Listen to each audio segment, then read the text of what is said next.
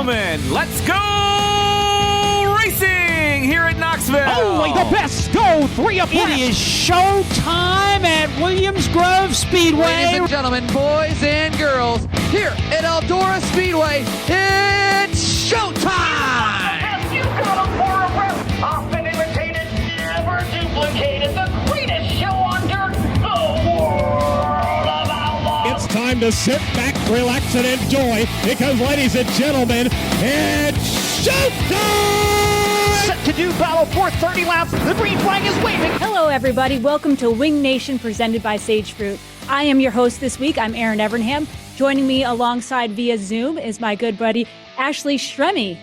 So Ashley, you've been down in Volusia, so you've gotten to see some of this sprint car racing. Tell us what you saw. I mean, we'll go over some results and talk about it, but what was opening week like? Obviously, it's always good to get back to the track, see everyone, and get back on track racing. It's hard to believe the season is already over. The off season, I should say, is already over. But, you know, Volusia didn't disappoint by any means. Unfortunately, I didn't get to watch a whole lot of complete features from the green flag to the checkered flag because I'm chasing my son around the whole time. But I did get to see some good racing. The one night, obviously, a lot of wrecks, some crazy things happening. But I think that's just a testament to how strong the sprint car industry is right now in the competition. And, you know, everybody's hungry to get that win at Volusia. Ashley, last week on the show, Steve and I talked to Justin Fiedler and Brad Doty, and it was kind of the state of the sport talk. And there's two national series now. What was the vibe like there? Knowing, I mean, obviously everyone was racing together in Volusia, but knowing there's this, I don't know, I don't want to at all use the word rivalry, but there's two different series that we all know about. What was there any feeling different? What was it like there? I mean, honestly, no, not on opening night. You know, everybody, I think, is a sprint car racer, and it doesn't matter if it's high limits racing or if it's World of Outlaws, they want to win, right? Yeah. Obviously, you can take to Twitter and see the things after the features happen. And, you know, for whatever it is, you know, I never got that feeling until I took to social media. So no, obviously there's two different series, but at the end of the day, a racer wants to win a race and it doesn't matter who's running the series. They just want to win. So very true. You mentioned you didn't get to see a whole lot of the features chasing your son around, but was there anything that stood out to you? I mean, we know gravel had a strong week. Some of the usual suspects were up front, but is there anything that stood out to you? You know, we talk about Donnie Schatz all the time, just because he's a competitor, right? He's a 10-time champion. Obviously, his qualifying was not strong this week, but his performance in the race was phenomenal, moving through the field, coming up quickly. And I know there's been several articles that have come out over the offseason that he's ready to change his mentality and he is ready to bring a new Donnie to the track that he hasn't brought the last few years. I talked to Scuba a little bit and he said they were trying different engine packages throughout the week. So they were bringing all kinds of things this week in Volusia. So it'll be interesting to see, you know, what they tap into ultimately to find the winning combination, but I know it won't be long. And then, of course, Sheldon Haudenschild, you know, setting the world on fire there on that last feature to win the big night. I think it's just another year of strong competition, and it's going to be an incredible season to watch play out no matter what series they're running with. Absolutely. Well, let's get to our hot topics. Like we've talked about, this past week was Volusia Speedway Park, the Gator hunting. It's the 47th season of the World of Outlaw NOS Energy Drink Sprint Cars. The winners, Wednesday night, Brad Sweet. It was his 91st career Outlaw win. Thursday, David Gravel, that we're going to have on later and speak with, his 89th career Outlaw win. Friday, Tyler Courtney thought that was a neat little win. You know, he was so strong last year. His third Outlaw career win, and he had that last corner pass to Rico Abreu. Saturday night, like we talked about, Sheldon took home the big money, $20,000 to win, 35th career Outlaw win. And his finishes for the week before that were 26th, 11th, and 25th.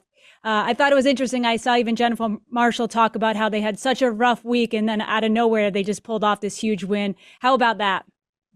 Absolutely incredible. And that's why I kind of mentioned, Sheldon, that the struggle was there, right? But Volusia, we all know it's its own animal, but I've even got to attest, even for our features, every night the track was absolutely different than the night before. So, you might have tweaked on something to get better through the night, but you kind of didn't use it the next night.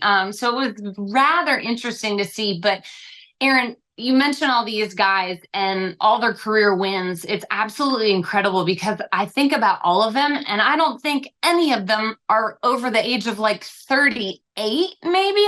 I'm assuming Brad's probably the oldest at maybe 36. I don't know how old Brad is, but still, these numbers don't seem possible, especially for Tyler Courtney, who, I mean, sure, it's only his third Outlaw win, but he's only been in a wing sprint car for 3 seasons now, and he ran the All-Stars most of the time. So it's absolutely incredible to see these numbers.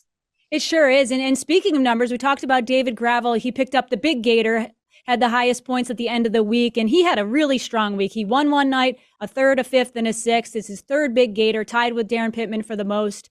That's someone I think of when you talk about so young. How does he have 89 career wins already? But what a strong start for him.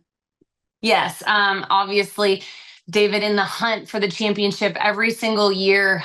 He's won some big races in his career. And like you said, 89, it doesn't seem possible. He seems so young. But then again, seeing him and his son up for the dash draw, it's really cool to see it all come full circle.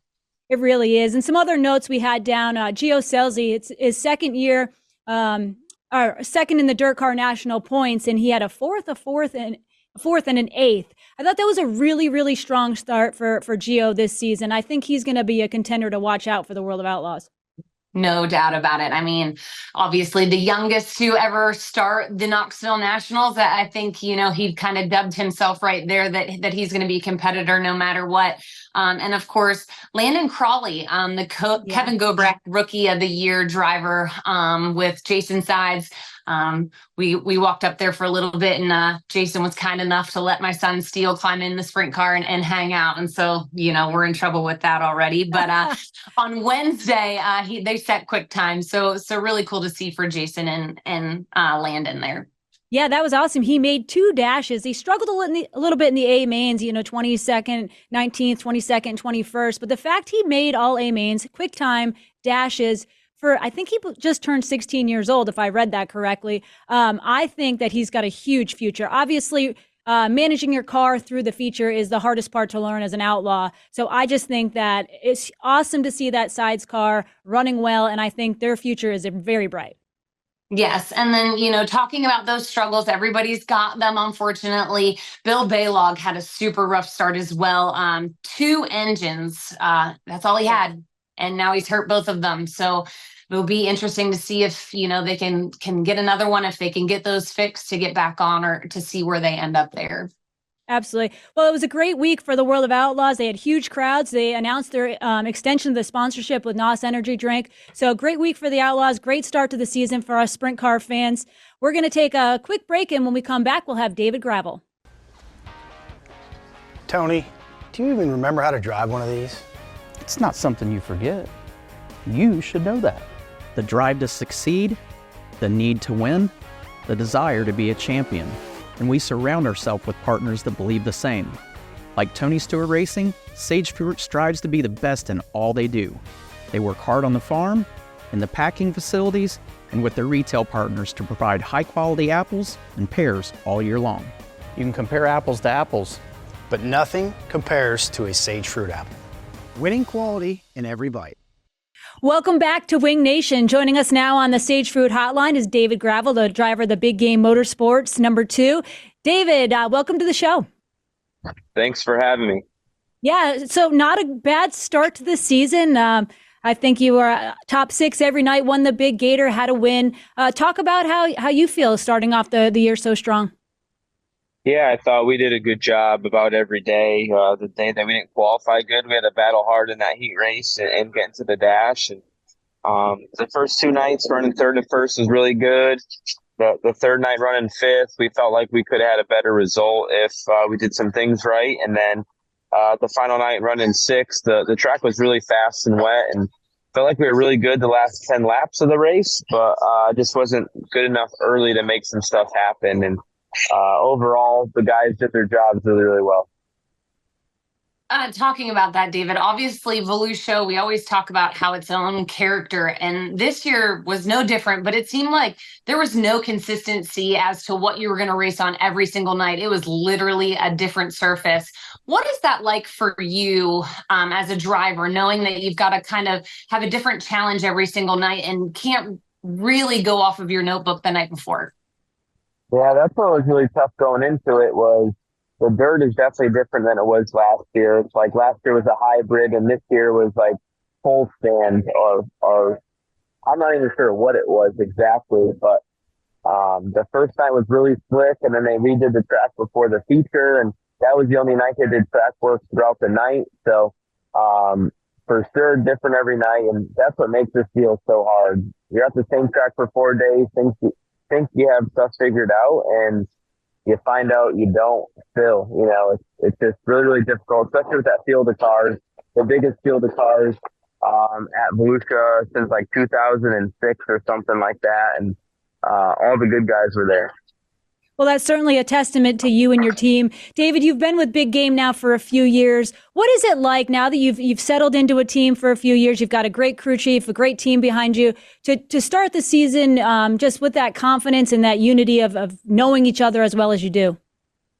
Yeah, it's just like a calming feeling, you know, going into a new year with a new team or maybe a new tire going into the year. It definitely is pretty nerve-wracking, but when 95% of the stuff is all the same, it's definitely a good feeling, gives you a lot of confidence. Cody's very confident, and we're working really, really well together. So we're excited for the season. I think it's going to be a great year, and I'm really, really curious to see how this whole season as a whole with everything going on ends up.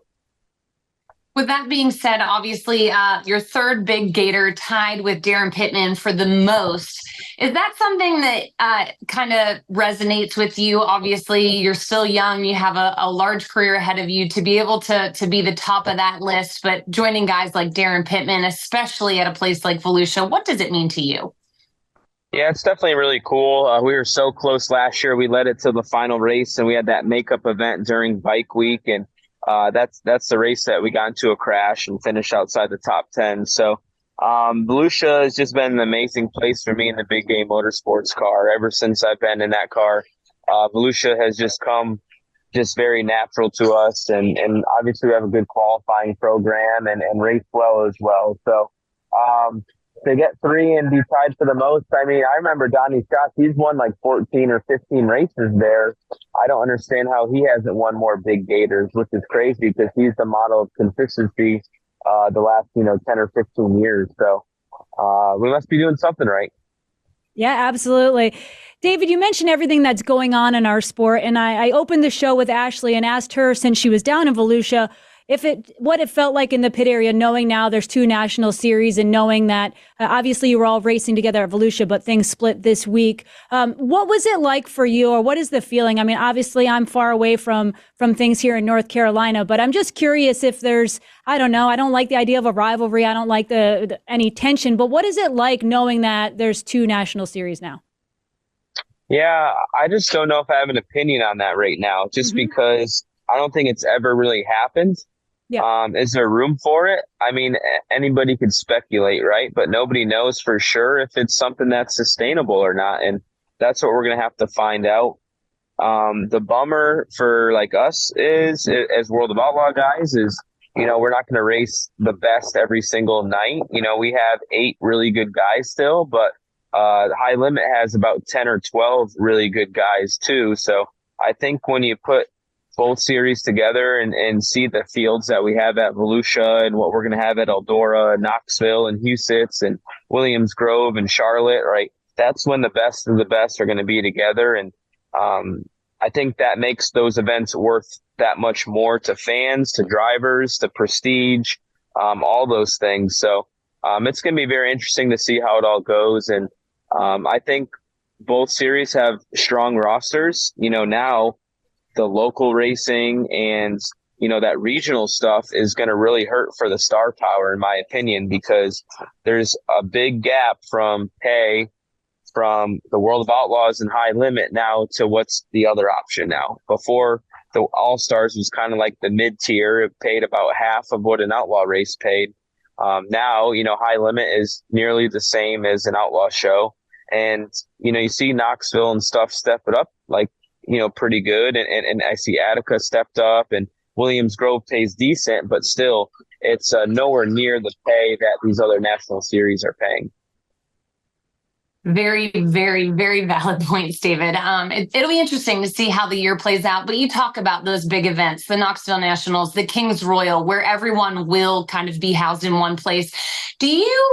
Those big races when there's going to be 45, 50 solid cars like we saw in Volusia, do you approach those any differently, or are they still just a race to you?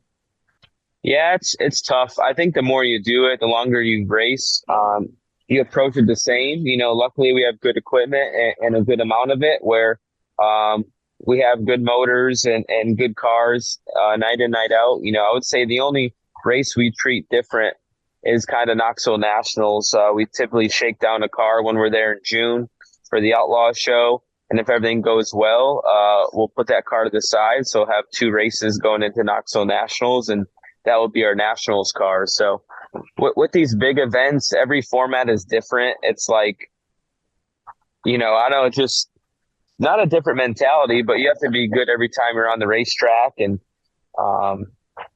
I can't say we approach it different other than we just try to be 110% and dot our I's and cross our T's. David, you talked about Volusia being really good to you. What is it like for you this part of the season to race in your home state where you live, not your home state from where you grew up, but your home state where you and Jillian and Levi live? How nice is it to be close to home and to have your son there, have him in victory lane, especially now that he's getting a little bit older and maybe can kind of be a little bit more of a part of it? Yeah, it's definitely really cool. I'm the luckiest guy as a sprint car driver to start the year. And then when they brought this bike week 2-day show at Volusia, it made it even better for me. So to start the year out, I get to be home. It's like adding a month to my off season, really. I get to drive home that next morning or that night. And, it's definitely relaxing and have a lot of family that comes down. And my parents always fly in a little bit before Volusia and go to Volusia and stay a little bit after. So it's definitely a positive and a benefit of moving to Florida, because Connecticut, now how these schedules are we run a Lincoln on a Wednesday and a Williams Grove a Friday, Saturday, and a Weedsport on Sunday. It's like only in October during National Open do I really get to go home to Connecticut. That makes sense. So it's good. It's a change of pace. I do get to go to Connecticut in the fall and stuff like that. And then, I fly here during the season, and, from Charlotte, we're just about an 8 to 10 hour ride home and get to relax after that. So Jill and Levi, we chatted with you last year and you were kind of thinking about the motorhome life on the road, but you weren't really sure if that's the direction you wanted to go. So what's your plan for 2024? Are you just going to hop on airplanes and try to get home as much as possible? Or are you going to eventually come into that motorhome life? Yeah, that's something that we're going to find out. Jill, graduated with her nurse practitioner's degree, and she's licensed now. And she just signed up for a job to do, Botox and lip fillers and all that fun stuff. So she's going to do that for 2 years and kind of see how she likes it. And then as far as a motorhome, I didn't grow up in a motorhome, neither did Jill. And I know she would hate motorhome showers. I don't know if she's cut out for that. So we're just going to have to play it by ear. It's going to be a tough thing, but I hope to fly home more than ever. And then Jill comes to her 7 or 8 events every year. And man, this past year flew by. I don't know if it did for you guys, but everybody says as you get older, the years go faster. But it's insane to me that Charlotte's gone. It's 2024. It sounds even weird to say 2024. And yeah, it's crazy. Speaking of home life and motorhomes and living situations, you mentioned before we went on the air that you're doing a little home renovation. That's why you're out by those pretty palm trees. How fun is home renovations? Yeah, it's not fun to live right now at your house. That's for sure. I have my microwave and my fridge outside under my patio, and it's definitely interesting. But this house is built in the 90s in Florida, so it's got a weird style inside and very closed off kitchen. So it's going to be night and day different when it's done. We're excited. And, I didn't do it during the heart of off season because I didn't want to ruin my whole off season, me living in a war zone. So this worked good. We were gone a week and they demoed the floors. And then we're going to go to a friend's on the west coast of Florida here for a couple days. And then, by the bike week event, the house should be pretty close in order, hopefully. So we'll see how it goes. It's a long time coming, though, and it's going to make Jill really happy. That's awesome. But you still have your podcast room. Let's talk about that. Are you going to continue your podcast throughout the season? Is that just kind of an off-season deal that you were playing with? What is all about the David Gravel podcast? Yeah, I think it could be done way better. Sure Vision's interested possibly in doing something and tying it in together. My problem is I don't really have a legit studio, and I need an area to just, hey, this is the area for the podcast. And I don't think I'm going to be able to do it here leading up to Volusia just because of my living situation, and I probably should. But I showed you guys, I'm literally living in a cave right now, so it's pretty hard. But I think it's something that's going to be really good for the future. I think it's something that I'm building, and I have a decent quality camera and I bought a decent quality mic, but my lighting and my background, that's the next thing I have to step up on. And I'm excited for it. It's something that I'm not giving up on. I think it's popular. People love it. And it's something that will be a good tool here for years to come. For sure. I think everyone loves to follow all your social media. David, thank you so much for your time today. We'll let you get back to your day-to-day activities. We wish you the best of luck in the coming weeks. All right, guys. Thank you very much. And we'll see you around somewhere. Awesome. Thank you, David Gravel. More Wing Nation in just a moment. Tony, do you even remember how to drive one of these? It's not something you forget. You should know that. The drive to succeed, the need to win, the desire to be a champion. And we surround ourselves with partners that believe the same. Like Tony Stewart Racing, Sage Fruit strives to be the best in all they do. They work hard on the farm, in the packing facilities, and with their retail partners to provide high-quality apples and pears all year long. You can compare apples to apples, but nothing compares to a Sage Fruit apple. Winning quality in every bite. Welcome back. This is Wing Nation presented by Sage Fruit. Let's go to the National Sprint Car Hall of Fame birthday calendar. Yesterday would have been Dick Tobias's birthday. Wednesday, Joe Jägersberger, Bayless Leverett. Friday, Gene Crucian. Saturday, Earl B. Gilmore, Colby Scroggins, Myron Stevens. Sunday would be the birthdays of Tom Holden, Jim McElrath, and T.E. Pop Myers. But today's birthday we're going to recognize is Steve Smith, the Black Bandit. He was from the class of 2000, from Florida. He street raced there, followed Bobby Allen to Pennsylvania. In 1969, he had his first race at Lincoln Speedway. Lincoln Speedway, he had over 150 wins in his career, 16 wins with the All-Star Sprints. He won the National Open 3 times in 1974, 1976, and 1981. 3 World of Outlaw wins. So total career wins is 259, and he was the father of, obviously, Stevie Smith Jr.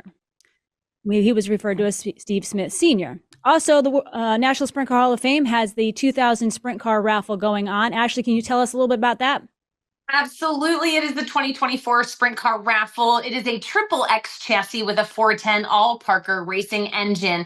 You can also opt out for the cash option of 50 G's, people, $50,000. You can get your tickets at sprintcarhalloffame.com. 10 tickets for $25.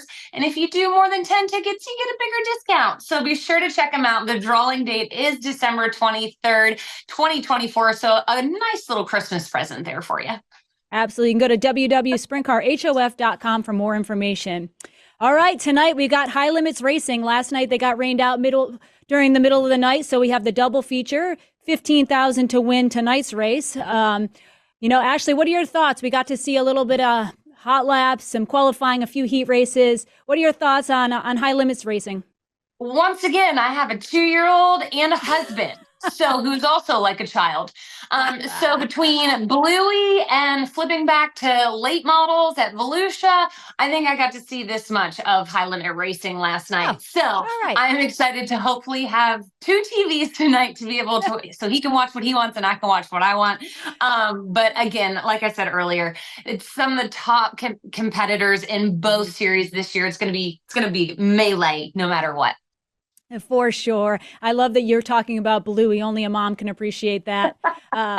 Also coming up at East Bay this weekend, 360 Sprint Cars, the Ronald Laney Memorial, King of the 360s, the preliminary nights, Thursday, Friday, championship night, Saturday, $10,000 to win. The last 2 years, Sam Haferteep Jr. was the winner. I think that's about all we have for today. So thank you to David Gravel. Thank you, Ashley Stremme. Thank you to you fans for tuning in, and make sure to follow us on Twitter, Facebook, and YouTube page. Tune in next week for more Wing Nation. Thank you.